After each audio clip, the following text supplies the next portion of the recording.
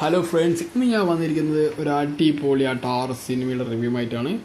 നിങ്ങളെല്ലാവരും കേട്ട് പരിചയപ്പെട്ട സിനിമ തന്നെയാണ്. എന്നാൽ ഒന്നുകൂടി ഞാൻ ഓർമ്മിപ്പിക്കുന്നു, ദ ഡ്രീമേഴ്സ് 2023 ഇറങ്ങിയിട്ടുള്ള അതിഗംഭീരമായിട്ടുള്ളൊരു ഫ്രഞ്ച് മൂവിയാണ്. പക്ഷേ ഇത് ഇംഗ്ലീഷിൽ അവൈലബിൾ ആണ്, സെർബിയൻ ഭാഷകളിൽ അവൈലബിൾ ആണ്. നിങ്ങൾക്ക് സിനിമ ആമസോൺ പ്രൈമിൽ കാണാവുന്നതാണ്. ഈ സിനിമയുടെ ഏറ്റവും രസകരമായ ഒരു പ്ലോട്ട് ഞാൻ പറഞ്ഞാൽ രണ്ട് പേരാണെന്ന് വെച്ചാൽ ഇതിൽ ഇരട്ടകളായി ജനിക്കുന്ന രണ്ട് പേര്, ഒരു ബോയും ഒരു ഗേളും. അവരിലുണ്ടാകുന്ന ചില എന്താ പറയുക റിലേഷൻഷിപ്സും അവരിൽ നടക്കുന്ന അതിഗംഭീരമായിട്ടുള്ളൊരു എന്താ പറയുക ബന്ധങ്ങളൊക്കെ ഉണ്ട്. അവർക്ക് ഒളിമറിയുന്ന ഒന്നിനും ഒരു കാര്യത്തിലുമില്ല. ആണായാലും പെണ്ണായാലും ഒരു അങ്ങനെ ഉണ്ടാവില്ല. അതുപോലെ ഇവർ മിക്സ്ഡ് ടീംസാണെങ്കിൽ പോലും പക്ഷേ ഇവരിൽ അങ്ങനെ ഒരു വേരിയേഷൻസ് ഇല്ല. ഇവരുടെ ജീവിതത്തിലേക്ക് കടന്നു വരുന്ന ഒരു പയ്യനാണ് മാത്യു.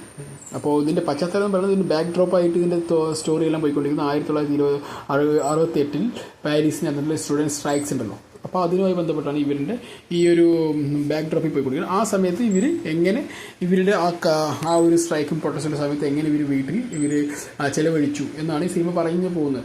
ആ ചിലവഴിക്കുന്ന സമയത്ത് ഇവരുടെ മാതാപിതാക്കൾ വെക്കേഷനും കൂടി പോകുന്നുണ്ട്. അപ്പോൾ ഇവർക്ക് രണ്ടുപേരും മേലോണായി മാറും. അപ്പോൾ അവർക്ക് അധികമായിട്ടൊന്നും ചെയ്യാനുണ്ടാവില്ല. അപ്പോൾ രണ്ടും ബ്രദറും സിസ്റ്ററുണ്ട്. അപ്പോൾ അധികമായിട്ട് ഒന്നും തന്നെ ഇവർക്ക് സമയം പോക്കുന്നുണ്ടാവില്ല. അപ്പോൾ അതുകൊണ്ട് ഇവരുടെ ഫ്രണ്ടായിട്ടുള്ള മാത്യു എന്ന ക്യാരക്ടർ, അപ്പോൾ അദ്ദേഹത്തിന് വളരെ ഷൈ ആയിട്ട് ആളാണ്. അദ്ദേഹം ഒരു അമേരിക്കൻ സിറ്റിസനാണ്. അപ്പോൾ അദ്ദേഹം ഇവിടെ വന്ന് പഠിക്കാൻ മതി. അപ്പോൾ ഇവർ മൂന്നുപേരും കോമൺ ആയിട്ട് കണക്ട് ചെയ്യുന്ന സംഭവം എന്ന് പറയുന്നത് ഇവർക്ക് സിനിമകൾ ഭയങ്കര ഇഷ്ടമാണ്. അപ്പോൾ ഈ സിനിമകളുടെ ഇഷ്ടം കൊണ്ട് തന്നെ ഇവർ ഈ സിനിമയിൽ തന്നെ പല കാര്യങ്ങളും ഇവരുടെ ഇമിറ്റേറ്റ് ചെയ്യാറുണ്ട്. എന്ന് വെച്ചാൽ പല സിനിമകളുടെയും കാര്യങ്ങൾ ഇവർ നിത്യജീവിതത്തിലേക്ക് ഇമിറ്റേറ്റ് ചെയ്ത് ഓരോന്നായിട്ട് അത് അവർ ഇമിറ്റേറ്റ് ചെയ്യുമ്പോൾ ആ ഒരു വിഷ്വലും കൂടി നമുക്ക് കാണിക്കും ആ സിനിമയിൽ.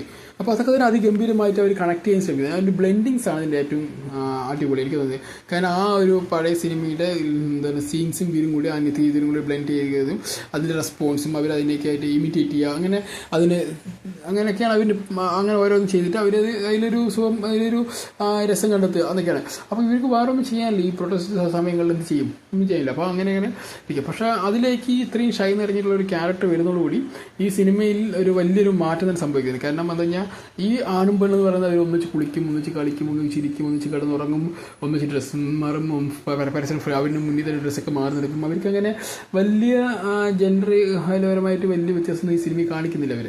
പക്ഷേ ഈ മാത്യു എന്ന ക്യാരക്ടർ വരുമ്പോൾ അവർക്ക് മാത്യുവിനൊന്നും അംഗീകരിക്കാൻ പറ്റില്ല. കാരണം അവർ ഒരു ഡ്രസ്സ് മാറണമെങ്കിൽ നമ്മൾ മറിഞ്ഞതിലേ മാറത്തുള്ളൂ, ഒരു സംഭവം ചെയ്യണമെങ്കിൽ മറിഞ്ഞതിന് ചെയ്യത്തുള്ളൂ, അങ്ങനെയൊക്കെയാണല്ലോ. അങ്ങനെ സാധാരണ എല്ലാവരും ചെയ്യുന്നത്. പക്ഷേ ഇവർക്ക് അങ്ങനെയൊന്നുമില്ല. കാരണം ഇവർ ജനിച്ച മുതൽ ഇവരൊന്നും പരസ്പരം കാണുന്നതുകൊണ്ടും ഇവരൊന്ന് ചിരിന്ന് കിടന്ന് ഉറങ്ങിക്കൊണ്ടുള്ളതുകൊണ്ട് ഇവർക്ക് അതിന് വലിയ വ്യത്യാസം കാണുന്നില്ല. പക്ഷേ മൂന്നാമതൊരാൾക്ക് വലിയ ഡിസ്റ്റർബായിരിക്കും. അപ്പോൾ ഇത് ഏറ്റവും ഷൈ നിറഞ്ഞ ക്യാരക്ടറാണ് ഈ മാത്യുവിൻ്റെ ക്യാരക്ടർ. പിന്നെ എങ്ങനെ ഷൈയിൽ നിന്നും അയാൾ മാറി എന്ന് അവസാനം എത്തുന്നവരെയും ഈ സിനിമ കാണണം. അപ്പോൾ എങ്ങനെയാണ് ഷൈസൊക്കെ മാറുന്നു. പക്ഷേ ഒരു ദിവസം തന്നെ ഒരു കഥയുണ്ട്, ഇതിലൊരു സീനുണ്ട്. ഇപ്പോൾ സ്വന്തം സിസ്റ്റർ എന്ന് പറയുകയാണെങ്കിൽ എനിക്ക് നിൻ്റെ ഒരു സംഭവം കാണണം ഇന്നത്. അപ്പോൾ അത് ചെയ്യും. ഒരു 2 മിനിറ്റ് ചെയ്ത് കാണിച്ചു കൊടുക്കുന്നുണ്ട്. അപ്പോൾ ഇവൻ അത് കാണുമ്പോൾ, ഈ മാത്യു എന്ന ക്യാരക്ടർ അത് കാണുമ്പോൾ ഭയങ്കര ഇറിറ്റേഷനായി. കാരണം ഇങ്ങനെയൊക്കെ നമുക്ക് ചെയ്യാൻ പറ്റുമോ എന്നറിയാം. പിന്നെ ഇപ്പോൾ 2 ദിവസം കഴിഞ്ഞ് വേറെ ഈ ബ്രദറിൻ്റെ ഉണ്ടല്ലോ, ഈ സിസ്റ്ററിൻ്റെ ബ്രദർ ഉണ്ടല്ലോ, ട്വിൻസ് ആവുന്നില്ല, ആ ബോയ് എന്ന് പറയും എനിക്ക് നിങ്ങളുടെ കൂടി സെക്ഷൽ ചെയ്യുന്ന കാണണം എന്ന് പറയുമ്പോൾ ഇവ ഗ്രീൻ നമ്മുടെ നായികയ്ക്ക് വലിയ പ്രശ്നം ഉണ്ടാവില്ല. ആൾ ഭയങ്കര രസമായിട്ട് ഓപ്പൺ ആക്കി ഡ്രസ്സ് കഴിച്ചിരിക്കും. പക്ഷേ ഈ മാത്യുവിന് ഭയങ്കര ഷൈ അല്ലേ. അപ്പോൾ എങ്ങനെ ചെയ്യും അങ്ങനെ. പക്ഷേ ആദ്യം ചെയ്ത് കഴിഞ്ഞ ശേഷം പിന്നീട് അവൻ ആ ഷൈയൊക്കെ മാറുകയും പിന്നെ അവരെല്ലാം നോ വറീസ് ബാക്കിയാൽ. പക്ഷേ ഇവനെന്ന് പറഞ്ഞാൽ അവരൊരു മോറൽ വാല്യൂസൊക്കെ കുറച്ചുകൂടി കൂടുതലുള്ളത് കൊണ്ട് തന്നെ ഇവൻ ഈ പെണ്ണിന് ഇഷ്ടമാവും, പറയും എനിക്ക് ലവാണ്, മറിച്ചാണ് പറയും. പക്ഷെ അങ്ങനെയൊക്കെ ആയിരിക്കും. പക്ഷേ ഇവൾക്ക് അങ്ങനെ അത്രയും ഒരു ലവായി കഴിഞ്ഞ് ഇവന് മാത്രം ഇരിക്കണമല്ലോ, പിന്നെ ബ്രദറിനെ ഇല്ലാതെ പോകും. അങ്ങനെ അതൊന്നും പറയുന്നില്ല. പക്ഷേ നമുക്ക് ആ ഫീലിങ്സിനെ കാണാൻ പറ്റും. പക്ഷേ അത്ര മനോഹരമായിട്ട് ആ സിനിമ എടുത്തു വെച്ചിട്ടുണ്ട്. ഇവർ രണ്ടിനും കൂടി 2-3 ദിവസമൊക്കെ ഒമ്മിച്ചിട്ടും ഈ ഉമ്മവെപ്പും കിടന്നുറക്കൊക്കെ ആകുമ്പോൾ ഈ ബ്രദർ ഇത്രയും കാലം കൂടെ കിടന്ന ബ്രദർ അവനോട് കിടക്കാൻ പറ്റില്ല, അവൻ മാറിയിരിക്കും. അപ്പോൾ ആ സമയങ്ങളിലുണ്ടാകുന്ന അവൻ്റെ ഒരു അവസ്ഥയുണ്ട്. അവൻ ബുക്ക് വായിക്കുന്നു, അങ്ങനെ ആ ഡിസ്റ്റർബൻസ് ആയിട്ടുള്ള മൂവ്മെൻറ്റ്സൊക്കെ വളരെ വ്യക്തമായിട്ട് നമ്മുടെ ബെർണാഡോ ബർട്ടലൂസി എന്ന് പറഞ്ഞ ഡയറക്ടർ കാണിക്കുന്നുണ്ട്. അതിഗംഭീരമായ ഷോർട്സ് ആണ് കേട്ടോ, ഒരു രക്ഷയില്ല. പക്ഷേ ഭയങ്കര രസമാണ്. ഇതിൻ്റെ ജോണർ തന്നെ വളരെ വ്യത്യാസമാണ്. എന്ന് വെച്ചാൽ നമ്മുടെ റൊമാൻസ് ആൻഡ് ഇറോട്ടിക്കാണ്. നിങ്ങൾ കാണുന്നവരാണെങ്കിൽ ഈ ഒരു 18 വയസ്സ് മുകളിൽ മാത്രം ഈ സിനിമ കാണാൻ ശ്രമിക്കുക. കാരണം അത്ര ന്യൂഡൊന്നും അല്ല, പക്ഷെ എന്നാലും ഒരു ഹോളിവുഡ് മൂവിക്ക് വേണ്ട എല്ലാ ന്യൂസും ഇതിലുണ്ട്. പക്ഷേ എന്നിരുന്നാലും ഈ സിനിമ നിങ്ങൾ കാണാൻ 18 വയസ്സിനുള്ളിൽ മാത്രം കാണാൻ ശ്രമിക്കുക.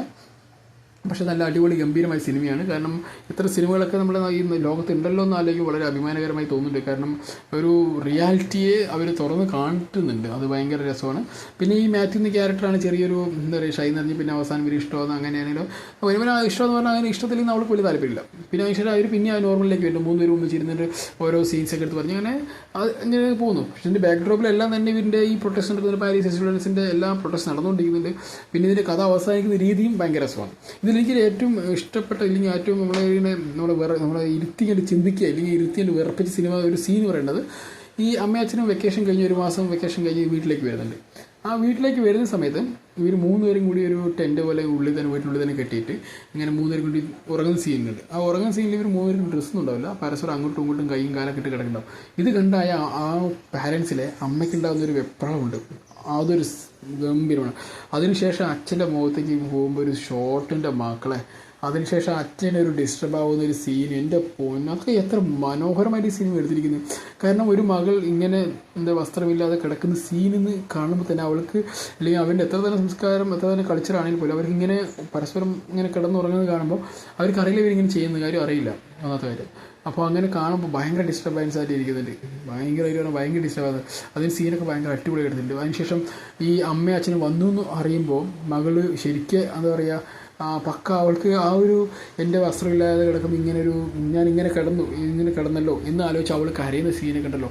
യുവഗിരിന് ഒരു അടിപൊളിയാട്ടോ ആൾ, പക്ക പറഞ്ഞ് ഇത്രയും മനോഹരമായി ആക്ട് ചെയ്യാൻ ചിലപ്പോൾ യുവഗിരിന് എന്ത് നല്ല ഗഡ്സ് ഉണ്ടാവണം അറിയോ, അടിപൊളിയാണ്. കാരണം നിങ്ങൾ ഈ സിനിമ കണ്ടു നോക്കൂ. IMDb 7.1 റേറ്റിംഗ് ഉള്ളത്. ഇപ്പോൾ ആമസോൺ പ്രൈമിൽ ആണെങ്കിൽ പോലും 7.1 ഉണ്ട്. പിന്നെ ഇതിൻ്റെ ക്രിറ്റിക്സാണ് ഇതിന് നല്ല അടിപൊളിയായിട്ട് ക്രിറ്റിക്സൊക്കെ കിട്ടിയിട്ടുള്ള സിനിമയാണ്, നിങ്ങളതിൽ കണ്ടു നോക്കൂ. ഇത് ഫ്രഞ്ച് ഭാഷയിൽ അവൈലബിൾ ആണ്, ഇംഗ്ലീഷിൽ അവൈലബിൾ ആണ്, സെർബിയൻ ഭാഷയിൽ അവൈലബിൾ ആണ്. നിങ്ങൾക്ക് ഏത് ഭാഷയിലാണ് കാണാൻ താല്പര്യമെങ്കിൽ കാണാം. അതിഗംഭീരമായ മൂവിയാണ്. എന്തായാലും നിങ്ങൾ ഈ സിനിമ കണ്ട് ആസ്വദിക്കൂ.